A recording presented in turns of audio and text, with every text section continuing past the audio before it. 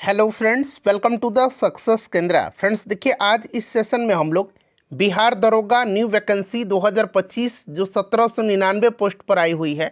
Friends उसके लिए देखिए, बिहार दरोगा में 2008 से लेकर के अब तक जितने भी इकोनॉमिक्स यानी कि अर्थशास्त्र और विविध यानी कि मिसलेनियस स्टैटिक जीके के जितने भी प्रश्न 2008 से लेकर के अब तक पूछे गए हैं, उन सारे प्रश्नों को आज हम लोग एक ही सेशन में डिस्कस करेंगे।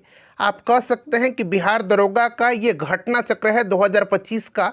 और देखिए फ्रेंड्स, अगर आप चैनल पर पहली बार आए हुए हैं तो चैनल को सब्सक्राइब कर लीजिए और जो बगल में बेल आइकन है, घंटी का निशान है, उसको भी ज़रूर दबा लीजिएगा, ताकि जब भी इसी तरह का कोई भी इम्पोर्टेंट वीडियो बिहार दरोगा न्यू वैकेंसी 2025 1799 पोस्ट से रिलेटेड अपलोड किए जाएं तो उसका नोटिफिकेशन सबसे पहले आपके पास पहुंच जाए। तो चलिए फ्रेंड्स, बिना देरी किए हुए सेशन आज का हम लोग स्टार्ट करते हैं। एक बार सभी लोग प्लीज़ पहले सेशन को लाइक कर दीजिए और जब इसको कंप्लीट देख लीजिएगा, पूरा देख लीजिएगा, तो कम से कम इसको फ्रेंड्स एक ग्रुप में ज़रूर ही शेयर कर दीजिएगा। तो चलिए अब हम लोग स्टार्ट करते हैं आज का सेशन।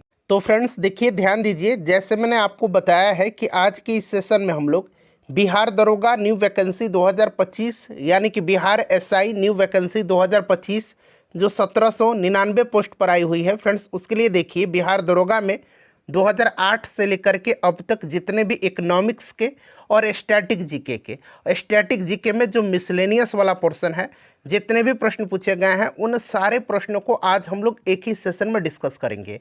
आप कह सकते हैं कि बिहार दरोगा का ये घटना चक्र है 2025 का। देखिए, सबसे पहले हम लोग बिहार दरोगा का पिछले बार जो एग्ज़ाम लिया गया था 1275 पोस्ट पर, उसमें जो प्रश्न पूछे गए हैं पहले हम लोग उनको कवर कर लेते हैं। चलिए स्टार्ट करते हैं। एक बार सभी लोग प्लीज़ पहले सेशन को लाइक कर दीजिए। देखिए, पहला प्रश्न पढ़ेंगे कि राष्ट्रीय आय बराबर होती है। राष्ट्रीय आय बराबर होती है। देखिए, अगर आप आंसर जानते हैं तो आंसर कमेंट करते चलिएगा, इससे आपका रिवीजन होते चलेगा। और जो भी मैं आपको एक्सप्लेन करके एक्स्ट्रा फैक्ट्स बताऊंगा उससे भी आप ध्यानपूर्वक जरूर सुनिएगा। इस तरह से एक प्रश्न के साथ साथ आपके 2 से 3 प्रश्न जो है कवर होते चलेंगे। चलिए देखिए, राष्ट्रीय आय बराबर होती है तो देखिए, राष्ट्रीय आय जो है ये कारक लागत जिसको कि अंग्रेजी में बोला जाता है फैक्टर कॉस्ट। तो यहाँ पर देखिए, फैक्टर कॉस्ट यानी कि कारक लागत पर एनएनपी राष्ट्रीय आय के बराबर होता है। एनएनपी का मतलब क्या होता है? तो net national product at factor cost, याद रखिएगा। ठीक है, तो आपको याद रखना है net national product at factor cost per जो है राष्ट्रीय आय बराबर होती है। क्लियर? कारक लागत उत्पादन के कारकों की लागत को संदर्भित करती है, अर्थात भूमि का किराया, पूंजी का ब्याज, श्रम के लिए कर्मचारियों के भुगतान के लिए मजदूरी और उद्यमशीलता के लिए लाभ। अच्छा, कारक लागत पर यानी कि फैक्टर कॉस्ट पर याद रखिएगा, कारक लागत पर एनएनपी बराबर होता है बाजार मूल्य पर एनएनपी माइनस निवल अप्रत्यक्ष कर। तो ये सब भी आप ध्यान रखिएगा, option number A right answer हो जाएगा। और इससे पहले मैंने आपको हिस्ट्री, पॉलिटी, ज्योग्राफी और साइंस को मैंने अलग अलग वीडियो में कवर कराया हुआ है, तो अगर आपने नहीं देखा है तो जाकर के देख लीजिएगा, लिंक डिस्क्रिप्शन बॉक्स में आपको मिल जाएगा। चलिए उसके बाद देखिएगा कि सरकार द्वारा लगाई गई रुकावटों व प्रतिबंधों को हटाना कहलाता है। और देखिए, इस तरह का प्रश्न जो है बिहार दरोगा में 2 बार अब तक पूछा गया है। तो ध्यान रखिएगा, सरकार द्वारा लगाई गई रुकावटों व प्रतिबंधों को हटाना ये उदारीकरण कहलाता है। क्या कहलाता है फ्रेंड्स? ये उदारीकरण कहलाता है, तो इसे भी आप ध्यान रखिएगा। चलिए उसके बाद देखिएगा, कांगड़ा लघु चित्रकला किस राज्य में बनाई जाती है?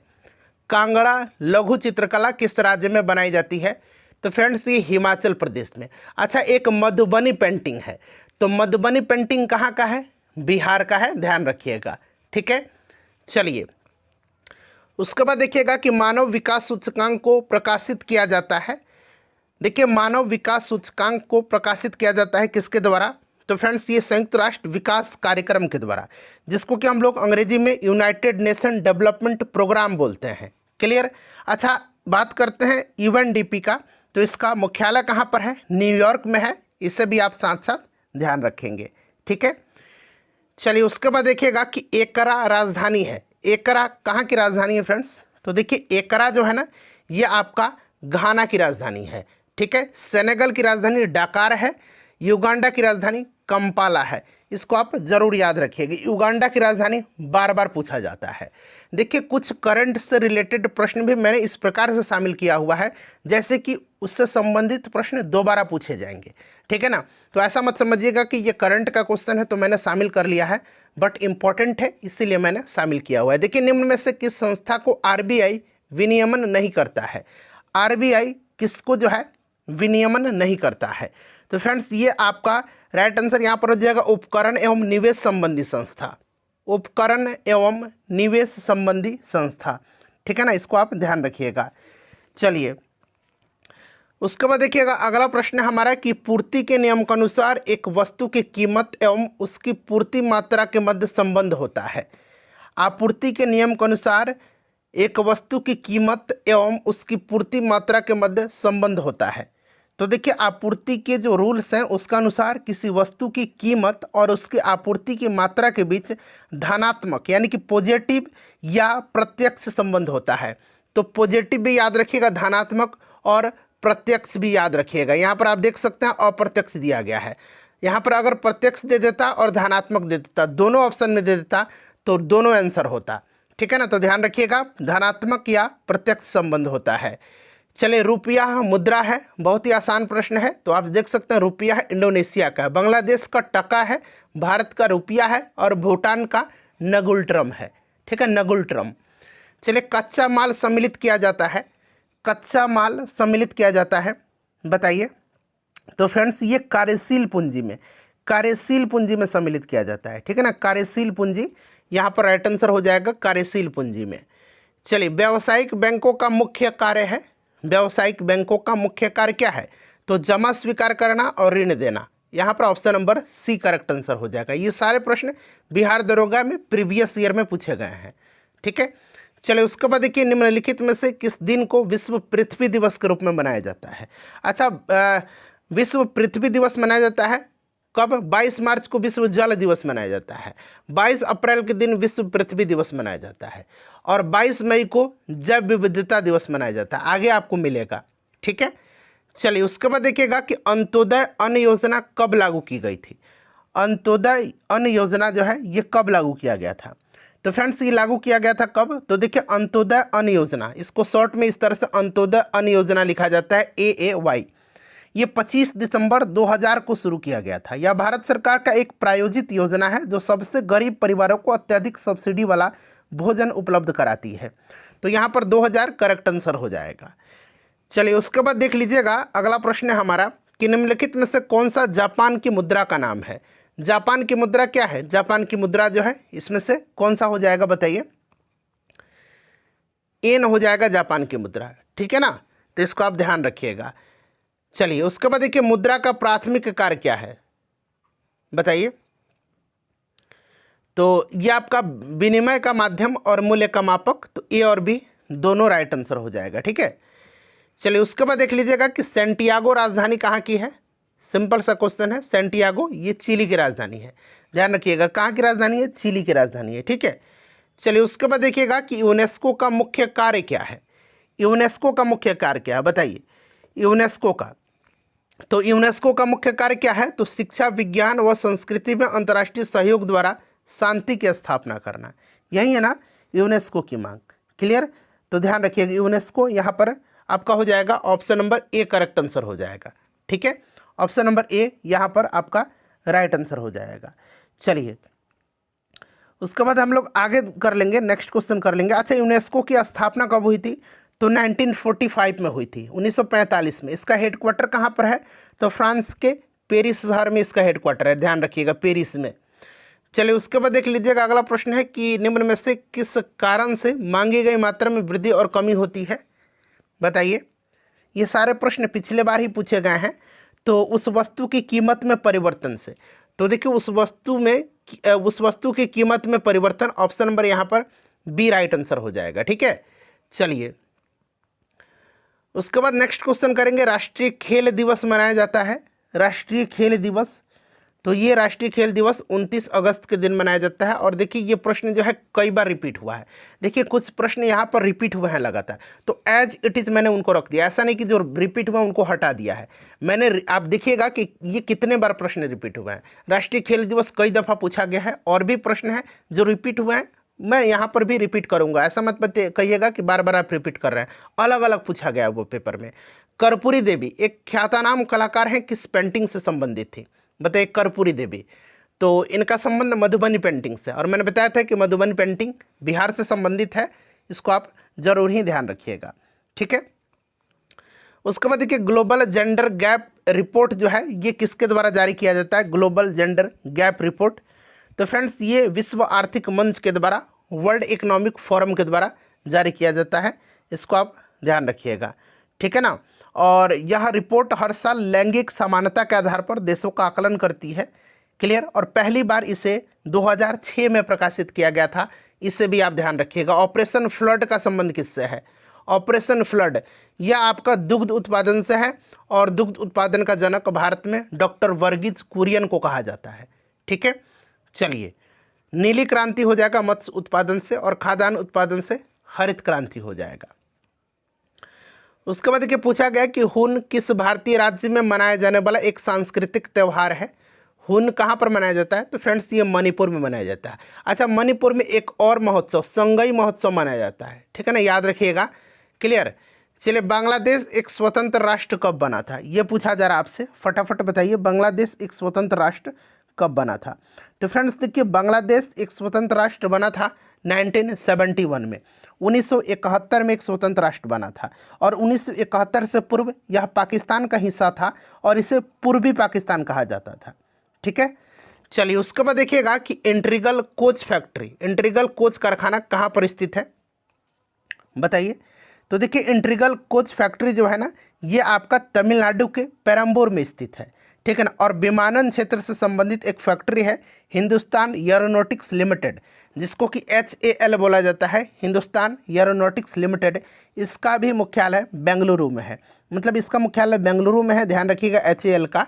और ये आपका कहाँ पर हो जाएगा? पेरम्बूर हो जाएगा, ठीक है, इंटीग्रल कोच फैक्ट्री। चलिए, उसके बाद देखिएगा कि मध्य रेल मंडल का मुख्यालय कहाँ पर है? मध्य रेल मंडल का मुख्यालय, तो देखिए मध्य रेल मंडल का मुख्यालय जो है ना, ये आपका मुंबई CST है, ठीक है ना, मुंबई CST है, तो यहाँ पर आपका मुंबई CST हो जाएगा, ध्यान रखिएगा, ठीक है। अच्छा, उसके बाद पूछा जाएगा पूर्व रेल मंडल का मुख्यालय, तो कोलकाता में है, ठीक है। अच्छा, उसके बाद पूछा जाएगा उत्तर पश्चिम रेल मंडल, तो जयपुर है, ठीक है। पूर्वोत्तर रेलवे मंडल गोरखपुर में है, उत्तर रेलवे मंडल नई दिल्ली है, ठीक है ना, याद रखिएगा। और पूर्व मध्य रेलवे पूछा जाएगा, जो आप लोग देखते हैं इस तरह से रे लिखा जाता है, पूर्व मध्य रेलवे, तो ये कहाँ पर है फ्रेंड्स? बताइए। ये आपका हाजीपुर में है। चलिए, उसके बाद देखिएगा कि सीमा सड़क संगठन, जिसको कि BRO बोला जाता है, बॉर्डर रोड ऑर्गेनाइजेशन, इसका स्थापना कब हुआ था? तो देखिए, इसकी स्थापना हुआ था 1960 में, 7 मई 1960 में इसकी स्थापना हुई थी, ठीक है फ्रेंड्स, इसको ध्यान रखिएगा।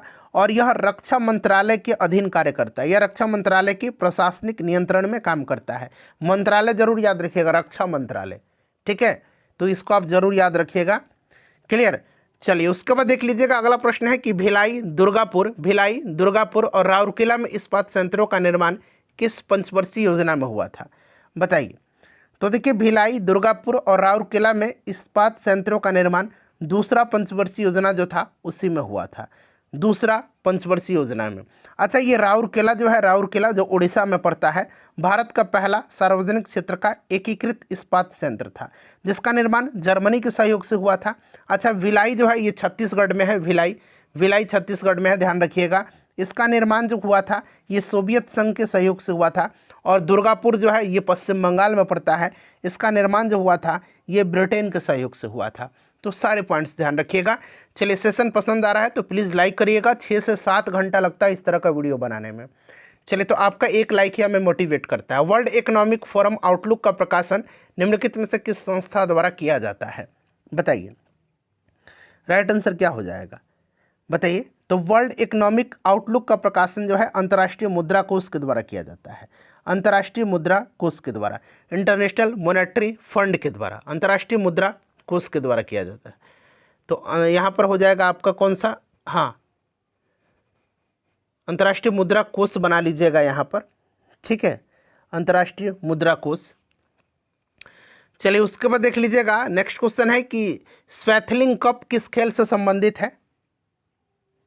तो स्वैथलिंग कप जो है ये किस खेल से संबंधित है, तो फ्रेंड्स ये आपका टेबल टेनिस से संबंधित है, ठीक है ना, टेबल टेनिस से संबंधित। और टेबल टेनिस को पिंग पोंग भी कहा जाता है, टेबल टेनिस को जो है पिंग पोंग भी कहा जाता है, ध्यान रखिएगा, टेबल टेनिस को पिंग पोंग भी कहा जाता है। इस खेल की शुरुआत इंग्लैंड में हुई थी, ठीक है, और टेबल टेनिस प्रथम प्रतियोगिता लंदन में हुई थी। चलिए तो ये आपका हो जाएगा टेबल टेनिस। चलिए और खेल से संबंधित जितने भी कप हैं और भी पूछा गया है, आगे और डिटेल में हम जानते चलेंगे, ठीक है। चलिए उसके बाद देखिएगा, किस वर्ष में केंद्र सरकार ने रेल बजट को आम बजट के साथ मिला दिया, रेल बजट को आम बजट के साथ, बताइए राइट आंसर क्या हो जाएगा। तो फ्रेंड्स ये जो है आपका भारत सरकार ने 21 सितंबर 2016 को आम बजट के साथ रेल बजट की विलय को मंजूरी दिया था 2016 में, ठीक है। और उस समय वित्त मंत्री जो है तत्कालीन उस समय वित्त मंत्री अरुण जेटली जी थे। और फिर फरवरी 2017 को पहला संयुक्त बजट संसद में पेश किया गया, यानी कि रेल बजट को आम बजट के साथ, ठीक है। चलिए तो यहाँ पर आपका 2017 यहाँ पर करेक्ट आंसर हो जाएगा। चलिए उसके बाद देखिएगा, नेक्स्ट क्वेश्चन है हमारा कि शब्द सेरीकल्चर संबंधित है। सेरीकल्चर, देखिए इस तरह का प्रश्न बनता है, सेरीकल्चर, विटीकल्चर, पीसीकल्चर, ठीक है ना। तो देखिए सेरीकल्चर का संबंध जो है ये रेशम से है, ठीक है ना, रेशम जो है रेशम के कीट का पालन सेरीकल्चर कहलाता है। अच्छा एक विटीकल्चर है, यहाँ मैं लिख ही देता हूँ विटीकल्चर, वैसे आप याद रखिएगा मैं बोलते चलूँगा। विटीकल्चर का संबंध अंगूर की खेती से है। अच्छा एक पीसीकल्चर है, पीसीकल्चर, पीसीकल्चर किससे है, पीसीकल्चर, तो पीसीकल्चर मछली पालन से है। अच्छा एक एपीकल्चर है, एपीकल्चर मधुमक्खी पालन से है, एपीकल्चर, तो ये सब ध्यान रखिएगा। वर्मीकल्चर केचुआ पालन है। हॉर्टिकल्चर बागवानी से संबंधित है, ठीक है। चलिए उसके बाद देखिएगा कि निम्न में से कौन सा देश सार्क, ठीक है ना, सार्क SAARC यहाँ पर लिखा भी गया है, का सदस्य नहीं है। सार्क का सदस्य बताइए, सार्क का सदस्य नहीं है, बताइए। तो देखिए इसमें से अगर हम बात करते हैं तो सार्क में टोटल 8 देश हैं, है ना। सार्क की स्थापना 1985 दिसंबर ढाका में हुआ था। अफगानिस्तान, बांग्लादेश, भूटान, अपना प्यारा भारत, मालदीव, नेपाल, पाकिस्तान और श्रीलंका इसके मेंबर हैं। इस संगठन का मुख्यालय और सचिवालय नेपाल के काठमांडू में है। ईरान इसका सदस्य देश नहीं है। चलिए उसके बाद देखिए, एंकर शब्दावली का प्रयोग मतलब उपयोग होता है किस खेल में। एंकर शब्दावली का उपयोग, एंकर शब्दावली रिले रेस से संबंधित है। रिले रेस, ठीक है ना, रिले रेस में 4 धावक की एक टीम समान दूरी तय करती है, ठीक है ना, इसको आप ध्यान रखिएगा। रिले रेस आप मेनली याद रखिएगा, रिले रेस से संबंधित है एंकर शब्दावली। चलिए पुरा का अर्थ यहाँ पर पूछा गया है, PURA, तो देखिए इसका अर्थ होता है क्या, provision of urban amenities in rural areas, ठीक है ना। तो यहाँ पर आपका राइट आंसर क्या हो जाएगा, इनमें से कोई नहीं होगा, क्योंकि मैंने फुल फॉर्म क्या बताया है, provision of urban amenities in rural areas, ठीक है। मैं लिख ही देता हूँ, रुकिए 1 मिनट थोड़ा सा समय दीजिए। प्रोविज़न यहाँ मैं लिख देता हूँ, ठीक है ना, प्रोविज़न ऑफ अर्बन एम्यूनिटीज़, ध्यान दीजिएगा, एम्यूनिटीज़ इन रूरल एरियाज, ये होता है इसका फुल फॉर्म। चलिए उसके बाद देखिएगा कि इम्पैक्स एक इंडेक्स है जिसका संबंध किससे है, बताइए। अच्छा पूरा जो मैंने अभी आपको बताया है थोड़ा सा जान लीजिए और इसके बारे में। फुल फॉर्म तो मैंने आपको बता ही दिया, ठीक है ना। और इसकी शुरुआत जो है पूर्व राष्ट्रपति डॉक्टर APJ अब्दुल कलाम ने 2003 में किया था, ठीक है। चलिए उसके बाद देख लीजिएगा, अगला प्रश्न है कि इम्पैक्स एक इंडेक्स है जिसका संबंध किससे है, बताइए। राइट आंसर क्या हो जाएगा, करेक्ट आंसर फटाफट बताइए। तो देखिए ये जो है आपका प्रवासी से है इसका संबंध, ठीक है ना। तो यहाँ पर देखिए प्रवासी राइट आंसर हो जाएगा। इम्पैक्स इस तरह से IMPEX इस तरह से लिखा जाता है, ठीक है। अंतर्राज्यीय प्रवासी नीति सूचकांक बोलते हैं इसको, ठीक है। चलिए उसके बाद देखिएगा नेक्स्ट क्वेश्चन है हमारा कि कौन सा मंत्रालय खेल पुरस्कार के सम्मान से जुड़ा है। सिंपल सा क्वेश्चन है, कौन सा जुड़ा हुआ है, युवा मामले और खेल मंत्रालय। ठीक है, चलिए तो यहाँ पर युवा मामले और खेल मंत्रालय। नेक्स्ट क्वेश्चन देखिएगा कि भारतवर्ष में जल प्रदूषण निरोध एवं नियंत्रण अधिनियम किस वर्ष में पारित हुआ था। वीवीआई क्वेश्चन है, इस तरह का प्रश्न पूछा जाता है। ठीक है ना, प्रोजेक्ट टाइगर 1973, पर्यावरण संरक्षण अधिनियम 1986, ये सब आप ध्यान रखिएगा। यहाँ पर राइट आंसर इसका क्या हो जाएगा बताइए। तो फ्रेंड्स करेक्ट आंसर आपका ऑप्शन नंबर डी हो जाएगा 1974 में। ठीक है, चलिए उसके बाद देखिएगा क्वाड में कौन से 4 देश सम्मिलित है, ये पूछा गया है।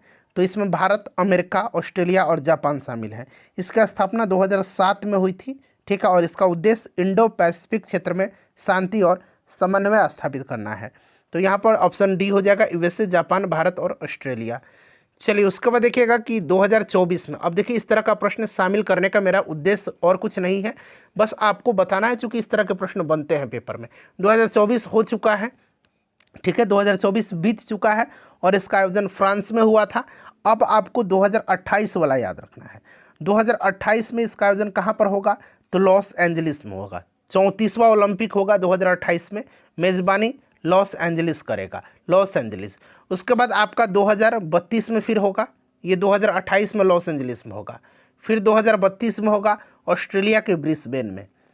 चलिए उसके बाद देखिएगा कि 7वीं पंचवर्षीय योजना के अंतर्गत अपनाई गई विकास व्यूहरचना थी, बताइए राइट आंसर क्या हो जाएगा।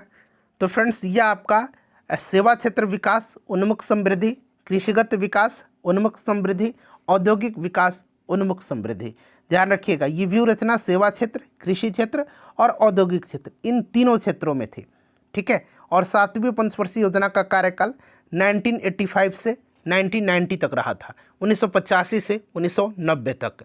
चलिए उसके बाद देखिएगा कि निम्न में से किसे 2021 का साहित्य में नोबेल पुरस्कार दिया गया। अब ऐसा मत बोलिएगा भाई कि करंट का क्वेश्चन है, बिल्कुल करंट का ही है, बट इंपॉर्टेंट है इसीलिए मैंने रखा हुआ है। ठीक है ना। अच्छा 2021 वाला अब आपको ध्यान रखना है, 2025 वाला आपको ध्यान रखना है। 2025 में साहित्य का नोबेल पुरस्कार हंगरी के उपन्यासकार, कहाँ के हैं, किस देश के, तो हंगरी के उपन्यासकार हैं। इनका नाम है, यहाँ मैं लिखता हूँ, थोड़ा सा नाम इनका डिफिकल्ट है, लास्लो। याद रखिएगा क्या मैंने लिखा है, लास्लो क्रासजना हो, थोड़ा लिखने दीजिए, क्रासजना होरकाई, होरकाई। ठीक है ना, नाम पढ़िएगा। ठीक है, लास्लो क्रासजना होरकाई, ये हंगरी के उपन्यासकार हैं। इन्हीं को 2025 का साहित्य का नोबेल पुरस्कार दिया गया है। चलिए अगला प्रश्न कर लेंगे। नेक्स्ट क्वेश्चन है हमारा कि पुरुषों का चक्का डिस्कस का वजन कितना होता है। ये सब क्वेश्चन बड़ा इंपॉर्टेंट है। ठीक है, याद रखिएगा चक्का डिस्कस का वजन कितना होता है पुरुषों का, बताइए। तो फ्रेंड्स कितना होता है फटाफट बताइएगा। अच्छा 2021 में जो नोबेल पुरस्कार दिया गया था, ये मैं बता देता हूँ, अब्दुल रज्जाक गोरनाह को दिया गया था। ये प्रश्न जो है देखिए, पुरुषों का चक्का डिस्कस थ्रो जो होता है ना, इसका वजन 2 किलो का होता है और महिलाओं का 1 किलो का होता है। ठीक है, तो याद रखिएगा 2 किलो, महिलाओं का 1 किलो। देखिए कौन सा क्षेत्र जो है ये आपका स्वयं पोर्टल से संबंधित है, स्वयं पोर्टल से संबंधित। तो ये आपका कौन सा क्षेत्र है, शिक्षा है। ठीक है ना, शिक्षा राइट आंसर हो जाएगा, स्वयं पोर्टल से संबंधित है, ध्यान रखिएगा आप। ठीक है, चलिए तो शिक्षा हो जाएगा। भारत का वाटरमैन किसको कहा जाता है। अच्छा भारत का वाटरमैन, भारत का जो है फॉरेस्ट मैन, ठीक है ना, फॉरेस्ट मैन, और भारत का टाइगर मैन, ये सब पूछा जाता है। तो पहले देखिए वाटरमैन कहा जाता है किसको, राजेंद्र सिंह को। अच्छा फॉरेस्ट मैन किसको कहा जाता है, फॉरेस्ट मैन, तो फॉरेस्ट मैन कहा जाता है जादव पायंग को, जादव पायंग को, जादव पायंग को कहा जाता है। ठीक है ना। अच्छा टाइगर मैन कैलाश सांखला को कहा जाता है। तो ये सब भी ध्यान रखिएगा। किस दिन को विश्व कैंसर दिवस के रूप में मनाया जाता है, विश्व कैंसर दिवस के रूप में मनाया जाता है, बताइए। तो देखिए विश्व कैंसर दिवस मनाया जाता है किस दिन, ये आपसे पूछा जा रहा है। 4 फरवरी के दिन मनाया जाता है। कब, 4 फरवरी के दिन मनाया जाता है। ठीक है, चलिए उसके बाद देख लीजिएगा अगला प्रश्न है हमारा कि एशियाई खेलों में बैडमिंटन को पहली बार कब शामिल किया गया था।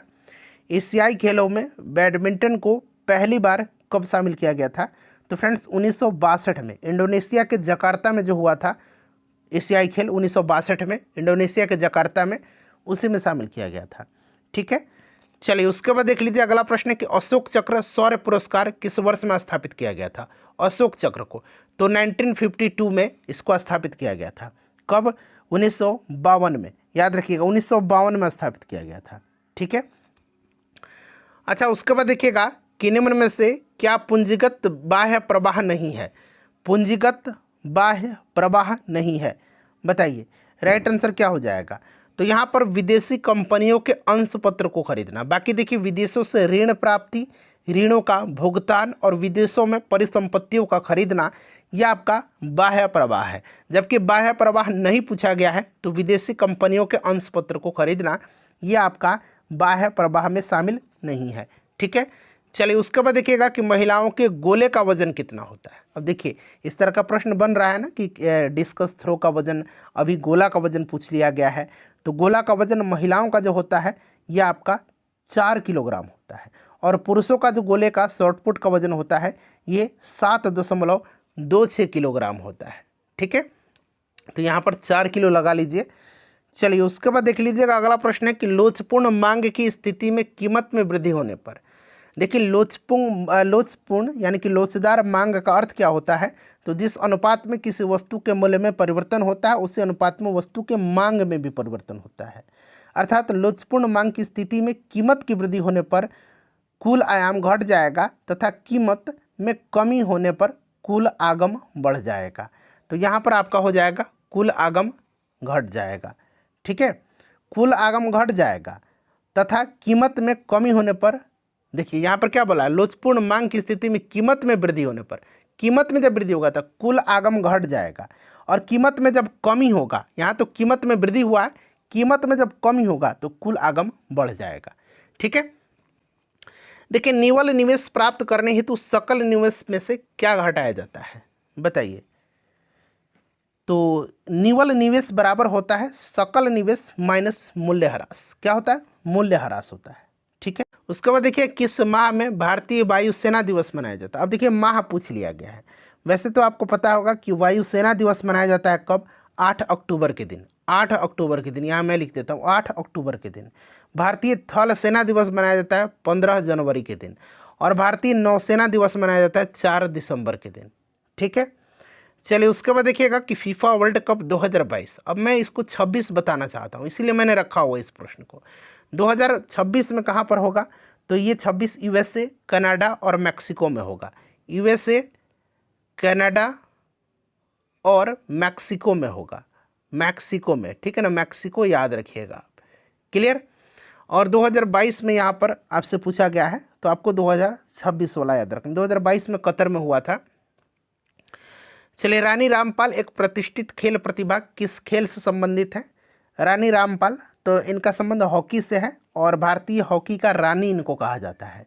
2010 विश्व कप में भाग लेने वाली भारतीय हॉकी टीम की यह सबसे कम उम्र की खिलाड़ी थी। ठीक है। तो यहाँ पर और ये कैप्टन भी रह चुकी हैं। देखिए 2021 के लिए शांति का नोबेल पुरस्कार। अब आपको 2025 वाला याद रखना है। 2025 में किसको दिया गया है? तो 2025 में ये वेनेजुएला की पॉलिटिशियन है, वेनेजुएला की विपक्ष की नेता है। इनका नाम है मारिया कोरिना मचाडो। ठीक है ना, मारिया कोरिना मचाडो। ठीक है ना, मचाडो ये आपकी वेनेजुएला की हैं, ध्यान रखिएगा। चलिए उसके बाद देखिएगा कि किस दशक को United Nations decade of healthy ageing घोषित किया गया है। किस दशक को, बताइए किस दशक को घोषित किया गया है, ये आपसे पूछा जा रहा है। तो ये घोषित किया गया आपका 2021 से 30 का United nation decade of healthy ageing 2021-30 को किया गया है। ठीक है, इसको आप ध्यान रखिएगा। चलिए उसके बाद देखिएगा अगला प्रश्न है कि जिमेक्स जो है संयुक्त नौसेना अभ्यास है, ये किसके बीच होता है? तो ये भारत और जापान के मध्य होता है। इसको आप ध्यान रखिएगा, भारत और जापान के बीच, भारत और जापान के मध्य। ठीक है। चलिए राष्ट्रीय खेल दिवस आ गया ना, फिर से पूछ लिया गया राष्ट्रीय खेल दिवस। तो यहाँ पर 29 अगस्त हो जाएगा राष्ट्रीय खेल दिवस। देख रहा है ना, प्रश्न रिपीट हो रहा है, प्रश्न पूछा जा रहा है।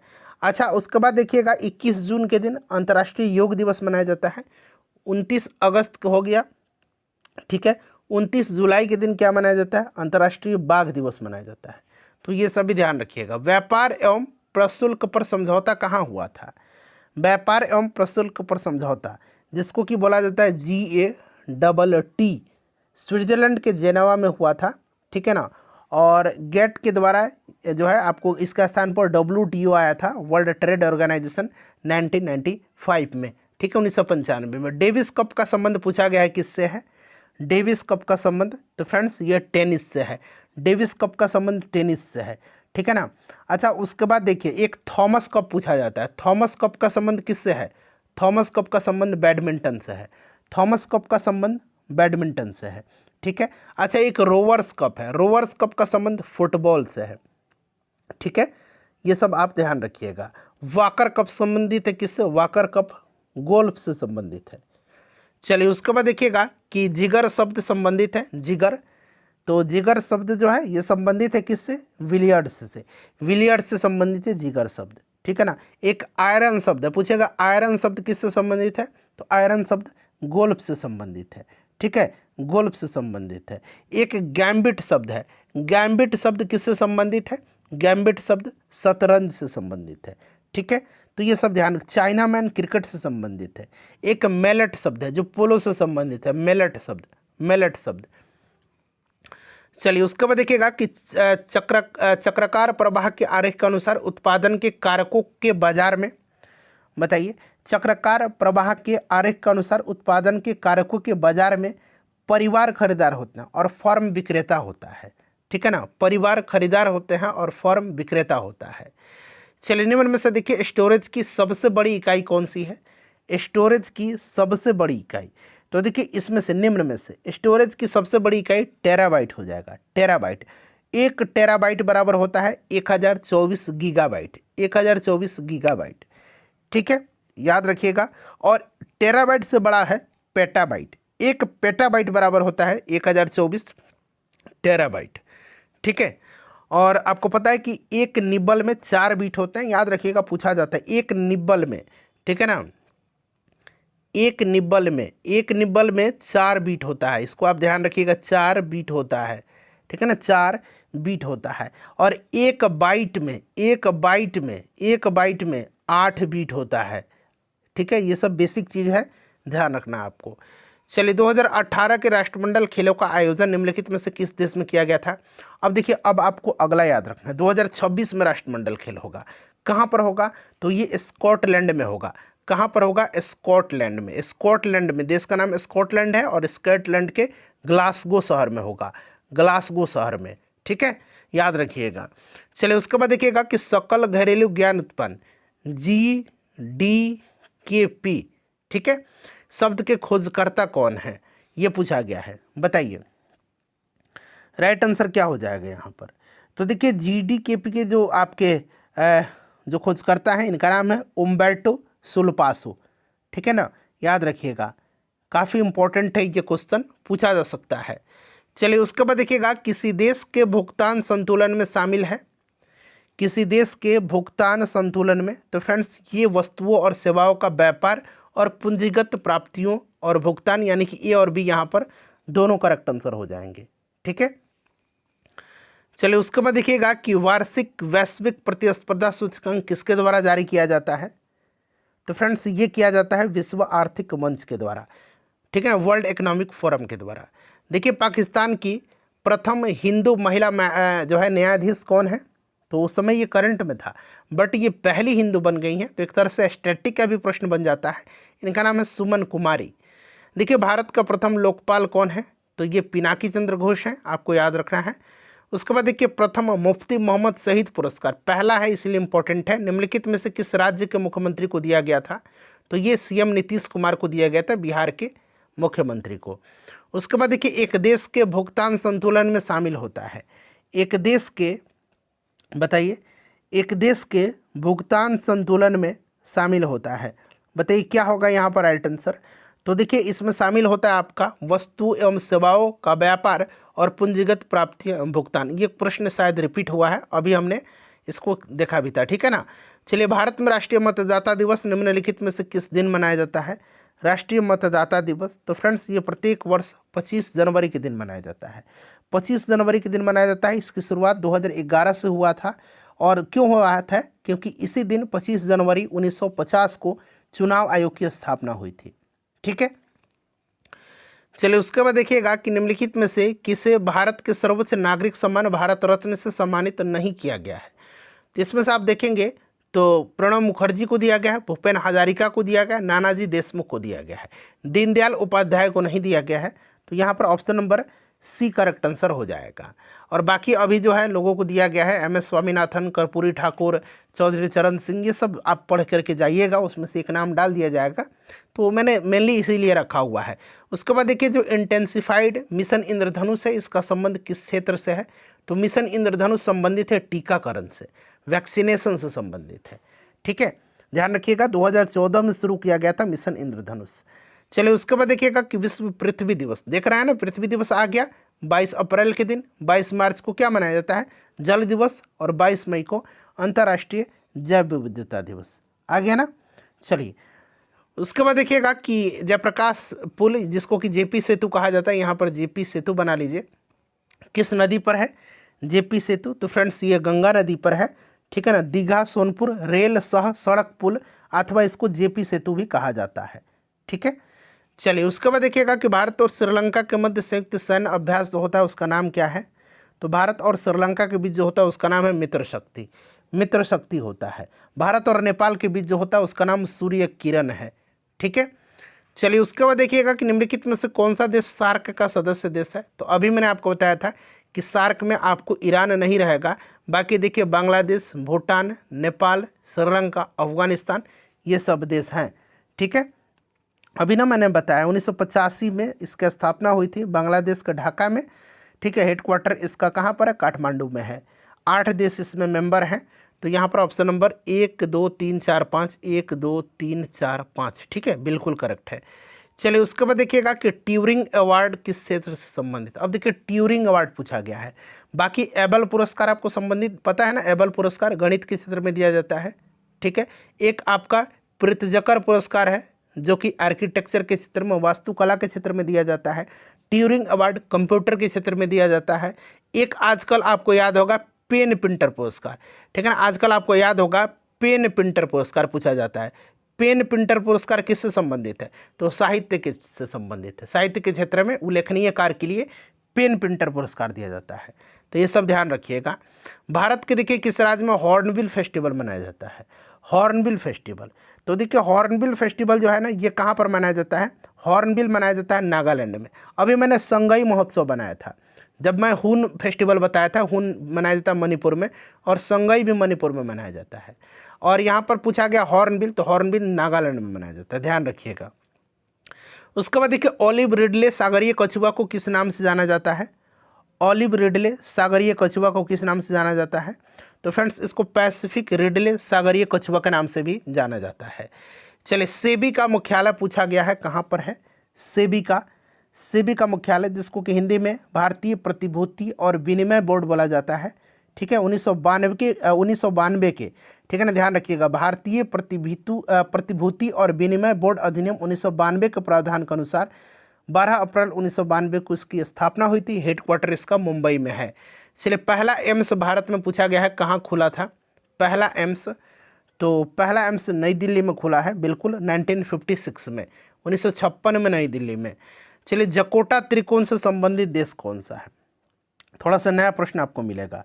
जकोटा, तो जकोटा में आप देख सकते हैं जकोटा, ठीक है ना, जकोटा मेरे ख्याल से यहाँ पर देखना होगा। तो जकोटा में एक तो आपका जापान हो गया, फिर कोरिया हो गया, और एक ताइवान होना चाहिए, दक्षिण कोरिया। ठीक है ना, जापान, दक्षिण कोरिया और ताइवान। बट यहाँ पर आंसर दिया गया है आपका दक्षिण कोरिया, वियतनाम और जापान। तो टी से ताइवान होगा, क्यू से कोरिया हो जाएगा, और आपका जे से जापान हो जाएगा। ठीक है, तो यही होना चाहिए, बट यहाँ पर तो आंसर दिया गया ऑप्शन ए, जो कि गलत होगा। ठीक है, तो मैंने जो नाम बताया वो ध्यान रखिएगा। निम्न में से कौन इस्पात उद्योग के संबंध में सुमेलित है? बताइए। तो सुमेलित इसमें से पूछा गया है, तो आपका तमिलनाडु का सलेम हो जाएगा। ठीक है ना, दुर्गापुर पश्चिम बंगाल में पड़ता है, भिलाई जो है पश्चिम बंगाल में नहीं पड़ता है, भिलाई आपका कहाँ पर? छत्तीसगढ़ में पड़ेगा, राउरकेला उड़ीसा में पड़ेगा। तो ये वाला सही दिया गया है। देखिए भारत का राष्ट्रीय वृक्ष क्या है? भारत का पूछा गया, ध्यान रखिएगा। भारत का राष्ट्रीय वृक्ष जो है ये बरगद है। ठीक है। राष्ट्रीय पक्षी मोर है, राष्ट्रीय पशु बाघ है, राष्ट्रीय ध्वज तिरंगा है, राष्ट्रीय पुष्प कमल है, राष्ट्रगान जन गण मन अधिनायक है, राष्ट्रीय फल आम है, ठीक है। राष्ट्रीय खेल हॉकी है, राष्ट्रीय प्रतीक अशोक का सी स्तंभ है। भारत का राष्ट्रीय जलीय जीव कौन सा है? तो भारत का राष्ट्रीय जलीय जीव जो है ये गंगा की डॉल्फिन है, ठीक है ना। और गंगा डॉल्फिन को 2009 में राष्ट्रीय जलीय जीव का दर्जा दिया गया था, ठीक है। चलिए उसके बाद देखिएगा नेक्स्ट क्वेश्चन है हमारा कि संतोष ट्रॉफी का संबंध किस खेल से है। देखिए ट्रॉफी से संबंधित खेल पूछा जा रहा है, ठीक है ना। तो संतोष ट्रॉफी आपको पता है ये किससे संबंधित हो जाएगा फ्रेंड्स? संतोष ट्रॉफी फुटबॉल से है ना, संतोष ट्रॉफी फुटबॉल से है ना, तो यहाँ पर आपका फुटबॉल हो जाएगा, ठीक है। संतोष ट्रॉफी फुटबॉल से संबंधित है। चलिए उसके बाद देखिएगा अगला प्रश्न है कि जब समाज सभी नियमों के मापदंडों के साथ पालन करता है तो उससे क्या कहते हैं? समाजीकरण कहते हैं, ठीक है ना। अभी उदारीकरण हमने पढ़ा था ना, उदारीकरण से भी प्रश्न पूछा गया है ना। देखिए आई केम, आई सॉ, आई कनकर्ड किसने कहा था बताइए, ये किसने कहा था? तो फ्रेंड्स ये कहा था जूलियस सीजर ने, जूलियस सीजर ने कहा था, ठीक है। चलिए हेपेटाइटिस बी को भारत सरकार ने किस वर्ष तक समाप्त करने का लक्ष्य रखा हुआ है? तो 2030 तक रखा हुआ है उन्मूलन का लक्ष्य हेपेटाइटिस बी का। सिडबी का फुल फॉर्म पूछा गया है, सिडबी का फुल फॉर्म क्या होता है? सिडबी का फुल फॉर्म होता है small industries development bank of India, ठीक है ना, सिडबी का। क्लियर, इसको ध्यान रखिएगा। तो यहाँ पर ऑप्शन ए हो जाएगा। गुरु गोविंद सिंह जी का 2019 में कौन सा, अब मेरा मतलब है कि 2025 में या 2026 में अगर पूछा जाएगा कि कौन सा जन्म दिवस मनाया गया, इसलिए मैंने ये प्रश्न रखा हुआ है, क्योंकि गुरु गोविंद सिंह सिखों के 10वें गुरु हैं। इनका जन्म बिहार में हुआ था, आपको याद होगा, ठीक है ना। और देखिए 2025 में इनका 358वां जयंती मनाया गया है, तो निश्चित रूप से 2026 में 359वां जयंती मनाया जाएगा, इसलिए आप याद रखिएगा कम से कम इसको, ठीक है। तजाकिस्तान की राजधानी कहाँ पर है? तजाकिस्तान की राजधानी, तो इसकी राजधानी दुशांबे है, ठीक है, तजाकिस्तान की राजधानी, ठीक है फ्रेंड्स, इसको आप ध्यान रखिए। किर्गिस्तान की राजधानी बिश्केक है, उज्बेकिस्तान की राजधानी ताशकंद है, ठीक है, इसको आप ध्यान रखिएगा। चलिए उसके बाद देखिएगा नेक्स्ट क्वेश्चन है कि वज्र प्रहार जो है, ये वज्र प्रहार ये युद्धाभ्यास किन दो देशों के बीच होता है? तो वज्र प्रहार जो होता है ये आपका भारत और अमेरिका के बीच होता है। सुल्तान अजलन शाह कप किस खेल से संबंधित है? सुल्तान अजलन शाह कप, तो ये हॉकी से संबंधित है, ठीक है, हॉकी से संबंधित है। चलिए उसके बाद देखिए हॉन्डुरस की राजधानी पूछा गया, हॉन्डुरस की राजधानी कहाँ पर है? तो इसकी राजधानी हॉन्डुरस की कहाँ पर है बताइए? तो इसकी राजधानी है आपका टेंगुसिगल्पा, ठीक है, टेंगुसिगल्पा।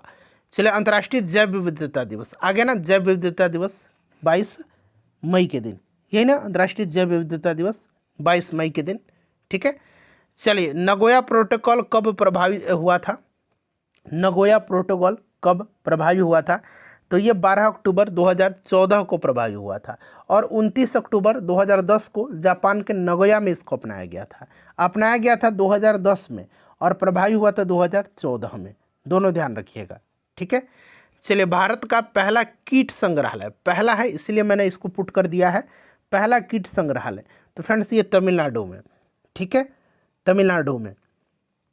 चलिए उसके बाद देखिएगा कि मैनकाइंडिंग शब्द जो है, मैकाइंडिंग शब्द या मैनकाइंडिंग शब्द जो भी पढ़ लीजिए, मैकाइंडिंग ही पढ़िएगा। दरअसल ये किस खेल से संबंधित वर्ड है? तो ध्यान दीजिएगा, ये क्रिकेट से संबंधित वर्ड है। और ये सिचुएशन कब आता है? तब देखिए क्रिकेट में क्या होता है, जब नॉन स्ट्राइकर का बल्लेबाज गेंदबाज के गेंद फेंकने से पहले ही क्रीज छोड़कर आगे पड़ता है। आपने देखा होगा कि क्या होता है, गेंदबाज रुक करके उसको विकेट पर हिट कर देता है बॉल को और अपील करता है आउट का, देखा है ना आपने? तो वही सिचुएशन होता है मैकाइंडिंग का, ठीक है। चलिए तो ये क्रिकेट से संबंधित है। अच्छा ग्लोबल एनवायरनमेंट आउटलुक GEO कौन जारी करता है बताइए? तो ये जारी करता है आपका यूनाइटेड नेशन एनवायरनमेंट प्रोग्राम, संयुक्त राष्ट्र पर्यावरण कार्यक्रम इसको बोला जाता है, ठीक है ना। चलिए बीटिंग रिट्रीट उत्सव मनाया जाता है, दरअसल ये गणतंत्र दिवस के समापन पर मनाया जाता है, बीटिंग रिट्रीट, ठीक है ना, 29 जनवरी को मनाया जाता है, ठीक है, 29 जनवरी के दिन मनाया जाता है। चलिए उसके बाद देखिएगा और 1950 से इसकी शुरुआत हुई थी, किस पंचवर्षीय योजना का मुख्य उद्देश्य तीव्र और अधिक समावेशी वृद्धि है? देखिए 11वीं का भी है 12वीं का है, बट 11वीं ज़्यादा सूटेबल है। ठीक है, चलिए उसके बाद देखिएगा कि collections vice and social welfare किसके द्वारा लिखी गई है? ये पुस्तक इसलिए इम्पोर्टेंट है क्योंकि ये पुस्तक लिखी गई है अमर्त्य सेन के द्वारा। ठीक है ना, अमर्त्य सेन के द्वारा लिखी गई है, ध्यान रखिएगा। अमर्त्य सेन को नोबेल पुरस्कार भी दिया जा चुका है और द्वितीय पंचवर्षीय योजना में इनका महत्वपूर्ण योगदान था। तो ये अमर्त्य सेन हो जाएगा। संगम योजना संबंधित है, बताइएगा संगम योजना। तो दरअसल संगम योजना ग्रामीण क्षेत्रों में विकलांगों से संबंधित है। 1996 में इसकी शुरुआत हुई थी संगम योजना का। ठीक है, और जो विकलांग समूह में संगठित जो आपके ग्रामीण क्षेत्र में जो रहने वाले लोग हैं उनको संगठित किया जाता था इस योजना के माध्यम से। ठीक है, तो मेनली आप याद रख लीजिएगा। चलिए उसके बाद देखिए गोल्डन सिटी के रूप में कौन प्रसिद्ध है? गोल्डन सिटी के रूप में तो गोल्डन सिटी कहा जाता है जैसलमेर को। ठीक है, जैसलमेर को। चलिए उसके बाद देखिएगा राष्ट्रीय मानवाधिकार आयोग की स्थापना कब हुआ था? राष्ट्रीय मानवाधिकार आयोग की स्थापना जो है ये हुआ था 1993 में, राष्ट्रीय मानवाधिकार आयोग की स्थापना। ठीक है, 12 अक्टूबर 1993 को। और राष्ट्रीय महिला आयोग का भी पूछा जाता है, तो राष्ट्रीय महिला आयोग की स्थापना 1992 में हुआ था। तो याद रखिएगा राष्ट्रीय मानवाधिकार आयोग 1993, राष्ट्रीय महिला आयोग 1992। देखिए प्रथम पर्यावरण संबंधी प्रदर्शन सूचकांक EPI कब प्रकाशित किया गया था? बताइए, तो ये कब प्रकाशित किया गया था फ्रेंड्स? तो ये 2002 में प्रकाशित किया गया था। ठीक है, 2002 में, इसको ध्यान रखिएगा। चलिए उसके बाद देखिए डुंगेश्वरी पहाड़ी कहाँ पर है? डुंगेश्वरी पहाड़ी दरअसल गया में है, इसलिए मैंने यहाँ पर रखा हुआ है, बिहार के गया में है डुंगेश्वरी पहाड़ी। ठीक है ना, इसको आप याद रखिएगा, गया में है ये। ठीक है, काफ़ी इंपॉर्टेंट है। ब्रह्मयोनी हिल्स भी यहीं पर है, गया में भी है। ठीक है, चलिए उसके बाद देखिएगा कि भूटान की मुद्रा। तो आपको मैंने अभी बताया भूटान की मुद्रा क्या है? नगुल्ट्रम है। ऑप्शन में नगुल्ट्रम नहीं दिया गया है। भूटान की मुद्रा क्या है? नगुल्ट्रम है। नगुल्ट्रम, नगुल्ट्रम इस तरह से लिख लीजिए, नगुल्ट्रम है। ऑप्शन में नहीं दिया गया है। गौल देश का यहाँ पर भूटानी डॉलर दिया गया है, बट नगुल्ट्रम में ध्यान रखिए। गौल देश का नया नाम क्या है? यानी कि किस देश का पुराना नाम गौल है? तो गौल जो है ये किसका नाम है? फ्रांस का है। ठीक है ना, फ्रांस हो जाएगा यहाँ पर। चलिए उसके बाद देखिएगा कि नीति आयोग का पूरा नाम क्या है, फुल फॉर्म क्या है? तो नीति आयोग का national institution for transforming India 1 जनवरी 2015 को योजना आयोग के स्थान पर इसका गठन हुआ था। चलिए सतत विकास लक्ष्य के अंतर्गत कितने लक्ष्य निर्धारित किए गए हैं? तो 17 विकास लक्ष्य निर्धारित किए गए हैं, 17 याद रखिएगा। ठीक है ना, तो यहाँ पर आपका 17 हो जाएगा। डिम्बी लोअर एक हाइड्रो इलेक्ट्रिक प्रोजेक्ट है, डिम्बी लोअर हाइड्रो इलेक्ट्रिक प्रोजेक्ट ये कहाँ पर है बता दीजिए? तो फ्रेंड्स ये आपका अरुणाचल प्रदेश में है। विश्व व्यापार संगठन का मुख्यालय, ये प्रश्न 2-3 बार रिपीट हुआ है। ठीक है ना, WTO का हेडक्वार्टर कहाँ पर है? तो गैट के स्थान पर, GATT मैंने बताया था। ठीक है ना, गैट के स्थान पर 1995 में जो है WTO की स्थापना हुई थी 1 जनवरी 1995 को। हेडक्वार्टर इसका जनेवा में पड़ता है। उसके बाद देखिए स्वतंत्रता के बाद भारत में प्रथम औद्योगिक नीति कब घोषित किया गया था? बताइए। तो फ्रेंड्स ये किया गया था 1948 में। ठीक है ना, 1948 में किया गया था। चलिए उसके बाद देखिएगा कि भारत में कृष्ण क्रांति किस क्षेत्र से संबंधित है? कृष्ण क्रांति, तो कृष्ण क्रांति का संबंध पेट्रोलियम उत्पादन से है, ध्यान रखिएगा। ठीक है, चलिए ओमान की राजधानी कहाँ पर है? बहुत ही सिंपल सा क्वेश्चन है, मस्कट है ओमान की राजधानी। ओमान की करेंसी पूछेगा तो ओमानी रियाल है। ठीक है ना, रियाल याद रखिएगा। चलिए उसके बाद देखिएगा मस्कट हो जाएगा। ठीक है ना, अच्छा दोहा कहाँ की राजधानी है? आप मुझे कमेंट करके बताइएगा ज़रा। चलिए उसके बाद देखिएगा केरल में मार्शल आर्ट को किस नाम से जाना जाता है? केरल में मार्शल आर्ट को, तो फ्रेंड्स ये इसको कलरीपायट्टू के नाम से जाना जाता है। कलरीपायट्टू भारतीय दक्षिण राज्य केरल का एक युद्ध कला है। ठीक है ना, तो कलरीपायट्टू हो जाएगा। उसके बाद देखिएगा कि आंतरिक सुरक्षा अकादमी कहाँ अवस्थित है? आंतरिक सुरक्षा अकादमी, तो ये आपका माउंट आबू में स्थित है। ठीक है ना, माउंट आबू में है, राजस्थान में। सुब्रतो कप का संबंध पूछा गया है, किस खेल से है? सुब्रतो कप का संबंध बताइए। राइट आंसर हो जाएगा आपका फुटबॉल से।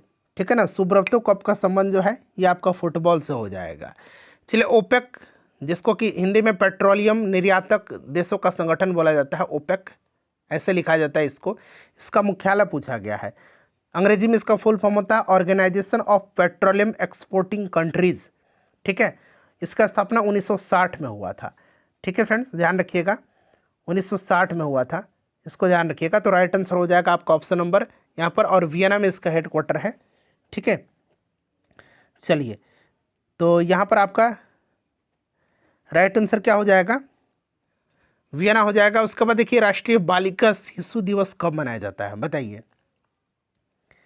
तो फ्रेंड्स ये 24 जनवरी के दिन मनाया जाता है, ध्यान रखिएगा 24 जनवरी के दिन। ठीक है, चलिए उसके बाद देख लीजिए अगला प्रश्न है कि हॉर्नबिल फेस्टिवल जो है यह भारत के किस राज्य में मनाया जाता है। तो हॉर्नबिल नागालैंड में मनाया जाता है। ये प्रश्न देखिए रिपीट हुआ है। ठीक है, NSDL का फुल फॉर्म पूछा गया है। NSDL का फुल फॉर्म क्या होता है, तो इसका फुल फॉर्म होता है नेशनल सिक्योरिटीज डिपॉजिटरी लिमिटेड। ठीक है ना, तो यहाँ पर आपका ऑप्शन नंबर बी में दिया गया नेशनल सिक्योरिटीज डिपॉजिटरी लिमिटेड। ठीक है, स्थापना 1996 में हुआ था। हेडक्वार्टर इसका मुंबई शहर में है। चलिए मॉन्ट्रियल प्रोटोकॉल किससे संबंधित है, मॉन्ट्रियल प्रोटोकॉल, तो मॉन्ट्रियल प्रोटोकॉल जो है ये ओजोन परत के संरक्षण से संबंधित है। ठीक है ना, मॉन्ट्रियल प्रोटोकॉल ध्यान रखिएगा। और देखिए इस प्रोटोकॉल के अंतर्गत उन पदार्थों के उत्पादन को कम करना है जो ओजोन परत के क्षरण के लिए जिम्मेदार है, जैसे कि CFC, CO2 इत्यादि। और इस संधि पर हस्ताक्षर हुआ था 16 सितंबर 1987 को मॉन्ट्रियल में, और 1 जनवरी 1989 से यह प्रभावी हुआ था। क्योंकि 16 सितंबर 1987 को इस पर हस्ताक्षर हुआ था, इसीलिए 16 सितंबर के दिन अंतर्राष्ट्रीय ओजोन परत संरक्षण दिवस मनाया जाता है। ठीक है, चलिए उसके बाद देख लीजिएगा कि अंतर्राष्ट्रीय मुद्रा कोष का वित्तीयन किसके द्वारा किया जाता है। तो देखिए अंतर्राष्ट्रीय मुद्रा कोष का जो वित्तीयन है जो ये किया जाता है आपके जो उसके सदस्य देश हैं, जो मेंबर कंट्रीज हैं IMF के, उन्हीं के द्वारा किया जाता है। ठीक है, चलिए उसके बाद देखिएगा कि बेरोजगारी और मुद्रास्फीति की संयुक्त घटक कहलाती है, तो इसको स्टैगफ्लेशन कहा जाता है। ठीक है ना, स्टैगफ्लेशन कहा जाता है, इसको ध्यान रखिएगा। ठीक है, चलिए उसके बाद देख लीजिएगा कि बैंक दर को बढ़ाने का प्रभाव कम हो जाएगा यदि, बताइए, बैंक दर को बढ़ाने का प्रभाव कम हो जाएगा यदि CRR कम कर दी जाए, यानी कि कैश रिजर्व रेशियो बोला जाता है, इसको कम कर दी जाए। ठीक है, चलिए उसके बाद देखिएगा कि निम्न में से उनकी पहचान करें जो रिजर्व बैंक का कार्य नहीं है। रिजर्व बैंक का कार्य इसमें से नहीं है, तो आप देख सकते हैं जनता से प्राप्त जमाओं पर ब्याज देना, ये रिजर्व बैंक का कार्य नहीं है। क्लियर, रिजर्व बैंक की स्थापना 1935 में हुई थी, राष्ट्रीयकरण 1949 में किया गया था। चलिए हेडक्वार्टर मुंबई में है। तिलहन के उत्पादन में वृद्धि का कारण है पीली क्रांति, है ना, पीली क्रांति, याद रखिएगा आप, पीली क्रांति। क्लियर, चलिए उसके बाद देख लीजिएगा WTO का मुख्यालय फिर से पूछ लिया गया है, जेनेवा स्विट्जरलैंड में है, जैसे कि मैंने आपको बताया है 1995 में स्थापना हुआ था। भारत का देखिए राष्ट्रीय पुष्प पूछा है, तो मैंने बताया था कि कमल इसका राष्ट्रीय पुष्प है, पूरा डिटेल में बताया था, बट यहाँ पर देखिए वैज्ञानिक नाम पूछा गया है, तो वैज्ञानिक नाम इसका निलंबो न्यूसीफेरा है, याद रखिएगा कमल का। ठीक है, देखिए ब्रटलैंड रिपोर्ट जो सतत विकास के संदर्भ में है उसका शीर्षक क्या है। ब्रटलैंड रिपोर्ट कब प्रकाशित हुआ था, ये भी प्रश्न बनता है। देखिए फ्रेंड्स ब्रटलैंड रिपोर्ट जो है, यहाँ मैं अंग्रेजी में लिख देता हूँ BRUNDTLAND, ठीक है ना, मेनली आप हिंदी में याद रखिए, ज़्यादा सूटेबल है। ब्रटलैंड रिपोर्ट जो सतत विकास से संबंधित है, उसका शीर्षक था आवर कॉमन फ्यूचर। क्या था उसका शीर्षक था, आवर कॉमन फ्यूचर, और 1987 में मॉन्ट्रियल प्रोटोकॉल में ये प्रस्तुत किया गया था। ठीक है, 1987। प्रत्येक वर्ष जल दिवस मनाया जाता है 22 मार्च के दिन। देखिए प्रश्न कितना बार रिपीट हुआ है ये। उसके बाद देखिए भारत में परमाणु ऊर्जा आयोग की स्थापना कब हुई थी, तो ये हुआ था 1948 में। ठीक है, 1948 में हुआ था, ध्यान रखिएगा। चलिए परमाणु ऊर्जा आयोग की और परमाणु ऊर्जा विभाग की स्थापना 1954 में हुई थी। चलिए 1948 में हुआ था। चलिए उसके बाद देखिएगा निम्नलिखित में से किस क्षेत्र में भारत में प्रथम सहकारी आंदोलन का आरंभ हुआ था। किस क्षेत्र में प्रथम सहकारी आंदोलन का आरंभ हुआ था, तो फ्रेंड्स ये कृषि ऋण के क्षेत्र में, कृषि ऋण के क्षेत्र में। ठीक है ना, कृषि ऋण, ध्यान रखिएगा। ठीक है, चलिए उसके बाद देखिएगा कि किसी वस्तु की कीमत में वृद्धि से क्या अभिप्रेरित है, तो मुद्रा के मूल्य में गिरावट और वस्तु के मूल्य में वृद्धि। ठीक है ना, तो ऑप्शन नंबर डी हो जाएगा। संयुक्त राष्ट्र दिवस कब मनाया जाता है, तो संयुक्त राष्ट्र दिवस कब मनाया जाता है, संयुक्त राष्ट्र दिवस 24 अक्टूबर के दिन मनाया जाता है, क्योंकि 24 अक्टूबर 1945 को जो है संयुक्त राष्ट्र की स्थापना हुआ था, इसीलिए। ठीक है, इसको आप ध्यान रखिएगा। NSDL का फुल फॉर्म पूछा गया है, तो बता दीजिए फुल फॉर्म क्या होता है। इसका फुल फॉर्म होता है नेशनल सिक्योरिटीज डिपॉजिटरी लिमिटेड। देखिए प्रश्न रिपीट हो गया है, इसलिए मैंने यहाँ पर रखा हुआ है इसको 2 बार। चलिए उसके बाद देखिए हस्तांतरण मूल्य का संबंध निम्न में से किससे है, बताइए। हस्तांतरण मूल्य का संबंध निम्नलिखित में से किससे है। तो फ्रेंड्स इसका संबंध कर और लेखांकन से है, कर और लेखांकन से है। ठीक है, चलिए विश्व एड्स दिवस मनाया जाता है कब, तो 1 दिसंबर के दिन विश्व एड्स दिवस मनाया जाता है, ध्यान रखिएगा आप। ठीक है, 12 जनवरी को राष्ट्रीय युवा दिवस मनाया जाता है। बाकी 1 मई को आपको लेबर डे याद ही होगा, श्रमिक दिवस मनाया जाता है।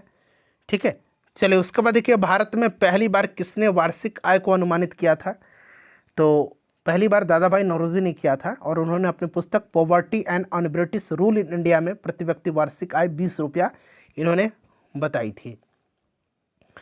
चलिए उसके बाद देखिएगा कि सकल घरेलू उत्पाद को किसके सभी के मूल्य के रूप में परिभाषित किया गया है, बताइए। राइट आंसर क्या हो जाएगा। तो फ्रेंड्स ये किया गया आपका किसी अर्थव्यवस्था में 1 वर्ष में उत्पादित अंतिम वस्तु और सेवाओं के मूल्य के रूप में। ठीक है, तो ऑप्शन ए हो जाएगा। चलिए उसके बाद देखिएगा, चलिए उसके बाद देखिए निम्नलिखित में से कौन सी मुद्राएं स्पेशल ड्राइंग राइट SDR बोला जाता है इसको, की पेटिका में आती है, SDR की। तो फ्रेंड्स इसमें से आपका US डॉलर भी आएगा, जापानी येन आएगा। ठीक है, जापान की मुद्रा येन है, ब्रिटिश पाउंड, चाइनीज रेनिम्बी जो है ये चाइना की मुद्रा है, यूरो, ये सभी आ जाएंगे। ठीक है, चलिए उसके बाद जो स्पेशल आपका ड्राइंग राइट है ना, अंतर्राष्ट्रीय मुद्रा कोष ने 1969 में 1969 में इसका निर्माण किया था। संयुक्त राष्ट्र संघ ने वर्ष 2017 को किस वर्ष के रूप में घोषित किया, अंतर्राष्ट्रीय वर्ष के। अब देखिए मैंने इसलिए रखा है ताकि मैं 2025 को संयुक्त राष्ट्र ने, यूनाइटेड नेशन ने किस वर्ष के रूप में घोषित किया है, तो 2025 को जो है याद रखना आपको, अंतर्राष्ट्रीय सहकारिता का वर्ष घोषित किया हुआ है, अंतर्राष्ट्रीय सहकारिता का वर्ष, साथ ही साथ अंतर्राष्ट्रीय हिमनद संरक्षण वर्ष भी घोषित किया है, दोनों ध्यान रखिएगा। ठीक है, तो आप ये दोनों ध्यान रखिएगा। 2017 को पर्यटन का सतत विकास घोषित किया था। चलिए उसके बाद देखिएगा कि जब एक अर्थव्यवस्था स्फीति दबाव से गुजर रही हो तो क्या उपाय अपनाने चाहिए, बताइए क्या उपाय अपनाने चाहिए। राइट आंसर क्या हो जाएगा, तो उसके लिए आपका प्रत्यक्ष करों को बढ़ा देना चाहिए। ठीक है ना, तो प्रत्यक्ष करों को बढ़ा देना चाहिए, इससे अर्थव्यवस्था में संतुलन बनेगा। ठीक है, तो केवल ए यहाँ पर राइट आंसर हो जाएगा।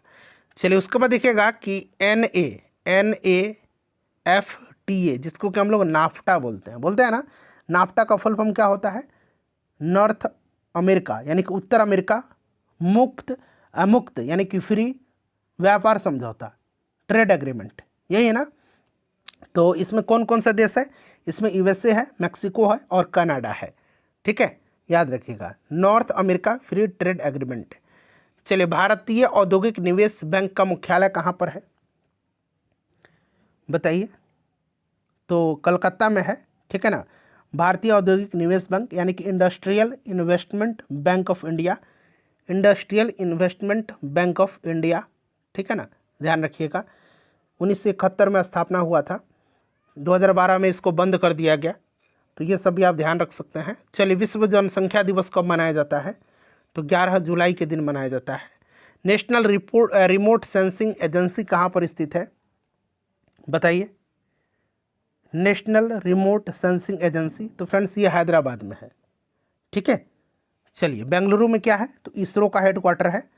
चलिए उसके बाद देखिए साप्ताहिक चार्ली हेब्डो, ठीक है, एक वीकली है ये चार्ली हेब्डो कहाँ से प्रकाशित होता है, पत्रिका है ये, वीकली पत्रिका, वीकली मैगजीन, ये फ्रांस के पेरिस शहर से प्रकाशित किया जाता है। चलिए सर्वप्रथम भारतीय अभिनेत्री यानी कि पहली भारतीय अभिनेत्री कौन है, ये पूछा जा रहा है। तो ये देविका रानी है। ठीक है, देविका रानी, और इन्हें प्रथम दादा साहब फाल्के पुरस्कार भी मिला था। अच्छा अगला प्रश्न देखिएगा कि रिजर्व बैंक ऑफ इंडिया के प्रथम भारतीय राज्यपाल यानी कि governor, reserve bank of India के पहले भारतीय गवर्नर कौन है, ये आपसे पूछा जा रहा है। तो ये आपके CD देशमुख है, आपको याद होगा, ये पहले भारतीय गवर्नर हैं। ठीक है, चलिए, और अभी संजय मल्होत्रा हैं, 26वें गवर्नर हैं। चलिए, उसके बाद देखिएगा कि मशहूर पेंटिंग हंस दमयंती के चित्रकार कौन है। हंस दमयंती के चित्रकार, तो ये राजा रवि वर्मा है। राजा रवि वर्मा एक मशहूर पेंटर हैं, ध्यान रखिएगा, राजा रवि वर्मा। अच्छा, रेड क्रॉस फ्लैग पर प्रतीक है। रेड क्रॉस का आपने फ्लैग देखा होगा अगर, तो उसमें बताइए क्या होगा। देखिए, रेड क्रॉस की बात करते हैं तो एक अंतर्राष्ट्रीय संगठन है। 1863 में हेनरी ड्यूरेंट ने इसकी स्थापना जेनेवा के, स्विट्जरलैंड के जेनेवा में किया था, ठीक है, और जेनेवा में इसका हेडक्वार्टर है, ठीक है। 8 मई के दिन जो है विश्व रेड क्रॉस दिवस मनाया जाता है, और उसका जो प्रतीक है ना, उसका फ्लैग है, उसमें आपका है सफ़ेद रंग की पृष्ठभूमि पर लाल क्रॉस, ठीक है। चलिए, उसके बाद देखिएगा कि कौन सी विश्व निकाय 1920 ईस्वी में स्थापित हुई और 1946 में भंग हो गई। सिंपल सा क्वेश्चन है, ये आपका लीग ऑफ नेशन था, ठीक है ना। 1920 में स्थापित हुआ था प्रथम विश्व युद्ध के बाद, और 1946 में ये समाप्त हो गया था। 10 जनवरी 1920 को स्थापित हुआ था लीग ऑफ नेशन, ठीक है। चलिए, उसके बाद भारत की बुलबुल नाइटिंगेल ऑफ इंडिया किसको कहा जाता है, तो ये सरोजनी नायडू को कहा जाता है। उसके बाद देखिएगा विश्व बैंक का दूसरा नाम क्या है, तो विश्व बैंक का दूसरा नाम क्या है, IBRD है, यानी कि इसका दूसरा नाम अंतर्राष्ट्रीय पुनर्निर्माण एवं विकास बैंक है। अंतर्राष्ट्रीय पुनर्निर्माण एवं विकास बैंक, IBRD इसका दूसरा नाम है, ठीक है। उसके बाद देखिए संयुक्त राष्ट्र संघ स्थापित हुआ था तो 24 अक्टूबर 1945 को, अभी मैंने आपको बताया भी था 24 अक्टूबर संयुक्त राष्ट्र दिवस मनाया जाता है। नाबार्ड का फुल फॉर्म पूछा गया है, तो नाबार्ड के बारे में अभी मैंने आपको बताया भी था शायद थोड़ी देर पहले, ठीक है ना। नाबार्ड क्या है, national bank for agriculture and rural development, ठीक है, और इसकी स्थापना 1982 में हुई थी। 1982 में हेडक्वार्टर इसका मुंबई में है। तो यहाँ पर आपका हो जाएगा कृषि की सहायता के लिए विशिष्ट बैंक है, ठीक है ना। चलिए, उसके बाद देखिए 8 मार्च को क्या मनाया जाता है, तो अंतर्राष्ट्रीय महिला दिवस के रूप में मनाया जाता है। ध्यान रखिएगा, TRP का फुल फॉर्म पूछा गया है, तो आपने देखा ना टीवी टेलीविज़न के क्षेत्र में TRP वगैरह पूछा जाता है, तो TRP होता है टेलीविज़न में क्या होता है, टेलीविज़न रेटिंग पॉइंट बोला जाता है इसको, ठीक है, और यह टेलीविज़न कार्यक्रम की लोकप्रियता को दर्शाता है, ठीक है, तो टेलीविज़न रेटिंग पॉइंट हो जाएगा। दक्षिण अफ्रीका की मुद्रा क्या है, तो रैंड है दक्षिण अफ्रीका की मुद्रा। अच्छा, भारत में 14 बैंक जो हैं उनका राष्ट्रीयकरण कब हुआ था, तो 14 बैंकों का राष्ट्रीयकरण पूछा गया है कि कब हुआ था, तो कब हुआ था फ्रेंड्स बताइए, तो 1969 में हुआ था, 1969 में हुआ था, ठीक है। इंदिरा गांधी उस समय प्रधानमंत्री थी, ध्यान रखिएगा। चलिए, उसके बाद देखिएगा कि 1 रुपये का नोट किसके द्वारा जारी किया जाता है। 1 रुपये का नोट, तो फ्रेंड्स ये जारी किया जाता है भारत सरकार के द्वारा, ठीक है ना, वित्त मंत्रालय के द्वारा भारत सरकार हो जाएगा। अच्छा, किस कला को, कौन सा आर्ट है जिसको कैलीग्राफी बोला जाता है।